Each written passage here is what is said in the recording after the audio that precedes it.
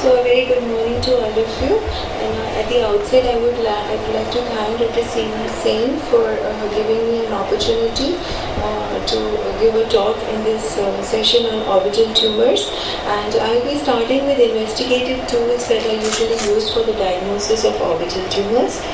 And basically the tools that I'm going to cover in my talk include B-scan ultrasonography of the orbit, the CT scan, the MRI, the FDG PET scan. These are all radiological investigations. And finally, we'll be touching upon FMSE, the details of which will be covered by my colleagues in subsequent presentations. So first of all, coming to the B-scan ultrasound. The main advantages of ultrasound in orbital tumors is that it gives us a very quick assessment of the lesion. We're also able to know the kinetic properties of the tumor, and it also helps us in examination of pediatric cases without anesthesia, because for CT and MRI we require general anesthesia in most of the children. Then the other main advantage is that there is no radiation exposure like CT scan. Again, it is an inexpensive tool and ideal for serial follow-up. It may be difficult to order CT and MRIs every 2 or 3 months, like we can do the ultrasound. And then the ultrasound, the thing is that it is performed by the ophthalmologist, so it is very easy to do a clinical corroboration. However, there are certain limitations of ultrasound. First of all, diffuse lesions, it may be difficult to assess simply by doing an ultrasound.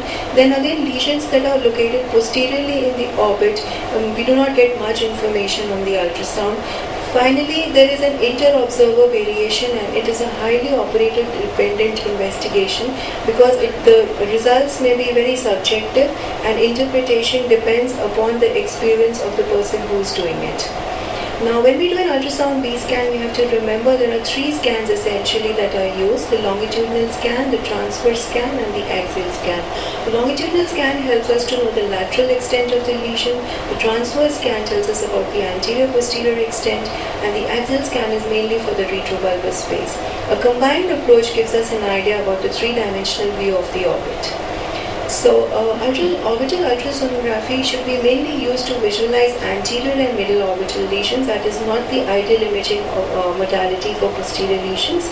It's a very good adjunct to CT scan, and first, the most important information it gives us is whether the lesion is solid or cystic, it's heterogeneous or homogeneous.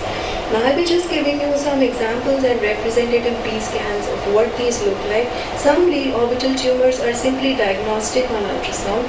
For example, a cavernous hemangioma where the lesion shows moderate to high amplitude spikes. There is moderate sound attenuation. On A scan, we see what we typically call the dancing spikes, and there is no internal vascularity.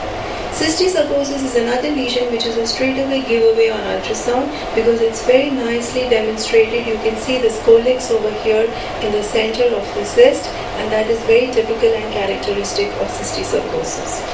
Now, lymphangioma is another lesion which on ultrasound gives us a lot of information. You can see over here this large lymphangioma occupying the right orbit, and internal septations can be seen.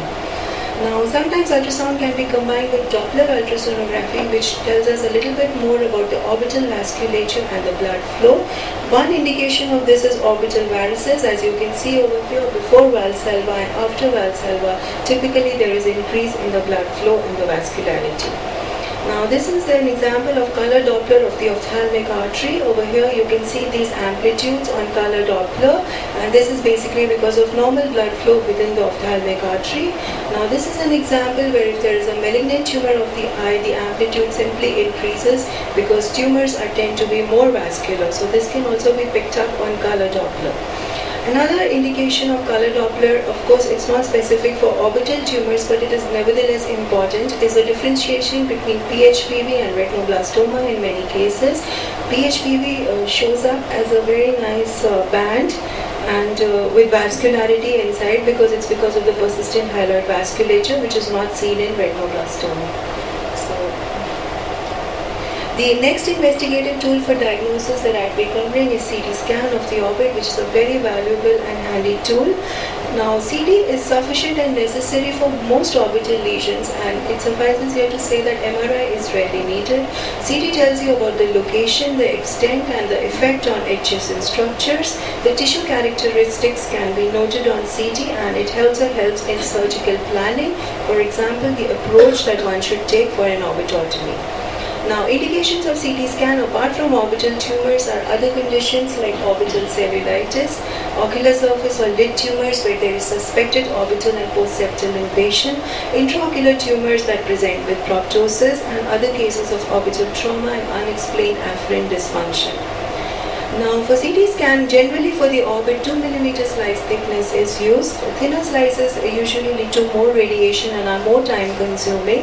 The standard views that we see on CT are the axial view, the coronal view, and the sagittal view. Simultaneous brain CT can also be done, and CT with contrast is typically indicated where we want to visualize structures such as optic chiasma, the pericellular region, extraorbital extension, and vascular lesions. So this is on CT. Typically you can see on the left is the bone window and on the right is the soft tissue window. As far as proptosis due to orbital tumors is concerned, on CT the interzygomatic line is used as the reference point to know the amount of proptosis. The other things that we can know on CT are the size of the lesion, it's how circumscribed it is, the shape, the margins, what is the surrounding structures like, consistency of the lesion, if there are any boning changes, and of course the location. So this is how in a case of proptosis, the red line is the interzygomatic line. On the left side you can see the proptosis, which is because of a space occupying lesion in the left orbit. Coming to vascular orbital masses on CT, the cavernous hemangioma typically appears as a well-demarcated contrast-enhancing lesion that is usually intraconal. Capillary hemangioma shows a well-demarcated homogeneous lesion which is also contrast-enhancing but most commonly extraconal. And lymphangioma is a heterogeneous lesion with minimal enhancement. So some representative pictures here of what these lesions look on CT. Here you can see a very well circumscribed intraconal cavernous hemangioma showing contrast enhancement on CT. This is a case of a lymphangioma where you can see all these cystic and solic areas. Many times there are chocolate cysts within the lymphangioma and internal septations can be identified. So lymphangioma like cavernous hemangioma is almost a giveaway as far as orbital tumors are concerned on imaging itself. This is a case where you can see a nice phlebolith inside in the right orbit within the orbital tumor. And then lacrimal gland lesions also CT is very useful. It shows about the extent of the lesion and if there are any bony changes. So this is a case of a pleomorphic adenoma of the right orbit, and you can see a well-defined mass where the lacrimal gland is not seen separately from the mass. It's in the supratemporal region arising from the lacrimal gland, almost homogeneous with no bony changes. This is again another view of the pleomorphic adenoma, what we call as the coronal section.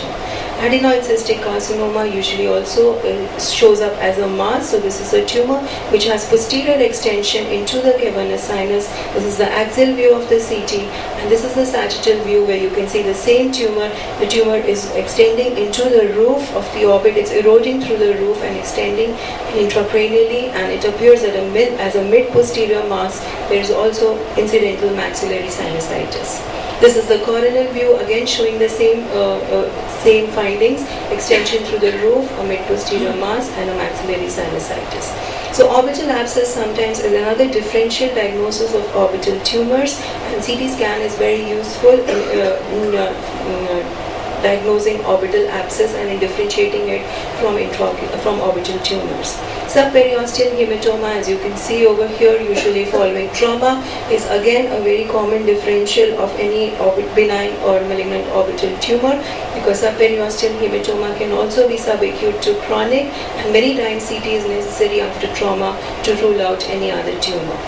Aspergillosis is an invasive fungal condition. Again, many of these patients present with a subacute course and a mass, and many times CT and MRI is done in these cases. Of course, the final diagnosis in these cases rests on histopathologic findings.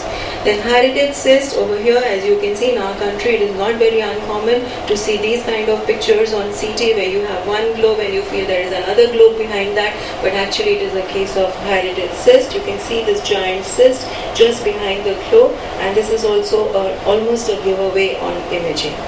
Dermoid is again an important and common orbital tumor in our clinical setting. So this is the case of dermoid. Over here again you can see more or less a cystic mass, and dermoid has characteristic locations like supratemporal or supranasal orbit where the suture lines are present. Myositis can also be seen in many cases and picked up nicely on CT where you have the thickening of the muscle belly or the muscle tendon, and it could be due to idiopathic orbital inflammation or some other causes where the muscle is involved. For example, thyroid ophthalmopathy, again you can see thickening of the muscles very nicely. So this is trauma or blowout fracture of the orbit, not a part of orbital tumors, but nevertheless CT is important in the differential. Optic nerve glioma and meningioma again can be picked up on CT, although the radiologist does advise MRI scan in these cases to better evaluate the soft tissue structures. Keratoconus fistula, again you can see very nicely the dilated superior ophthalmic vein over here, and it shows low reflectivity and marked blood flow, and it's also VCT is very valuable in this diagnosis. Orbital foreign body, I'll just skip, although this was an interesting case. This, what you can see over here on orbital CT is actually a sugar cane. The patient had a penetrating trauma due to sugar cane, and you can see this is the sugar cane which is embedded in the orbit, and this is the foreign body which is seen in the whole thing over here, and of course the patient lost his vision. So this lymphoma is another orbital tumor which really wraps around the orbital structures very nicely, and therefore it doesn't cause any bony changes. And again, but the final diagnosis of lymphoma rests on histopathology. PET scan is an emerging imaging modality for orbital tumors, and it measures in vivo concentration and movement of a positron emitting radio tracer. The radio tracer that we commonly use in PET is 2-deoxy-18F-fluoro-D-glucose, which is an analog of glucose. And basically the principle of PET is that this radio tracer is taken up more actively by the tumor cells that are metabolically more active than the normal cells. So this is the mechanism of 18F-FDG uptake. And PET-CT comprises basically both PET and CT on the same gantry. There is real-time fusion of these modalities, and PET scan measures in vivo basically the concentration and movement of the radio tracer, and CT is combined with PET because it gives better localization and anatomical delineation and definition of the abnormal radio tracer uptake. So this is an example of PET-CT in the orbit. Over here you can see, what you see here is actually the physiological uptake of the radio tracer by the brain, which is normal, but in the orbit what you see is abnormal, because this is increased FDG uptake of the orbital tumor which is malignant. Now the other investigative tool for diagnosis is MRI. The main indications for MRI is when we are suspecting tumor spread like intracranial extension, extrascleral extension, and optic nerve involvement. It also helps in leukocoria to differentiate retinoblastoma from lesions such as PHPV and codes.